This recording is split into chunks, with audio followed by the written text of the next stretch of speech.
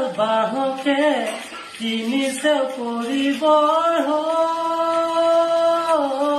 মাজছে পথালিৰ কানি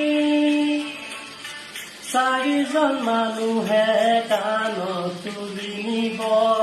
চাৰিজন মানুহে কাণত তুলি নিব নৈ ঘাটলে বুলি মোৰ মলাই ঐ নৈ ঘাটলে বুলি দেহৰ ভৰসা নাই বুজিছানে নাই দেহৰ ভৰসা নাই বুজিছানে নাই আজি হাঁহি আছো কবতো নোৱাৰো আজি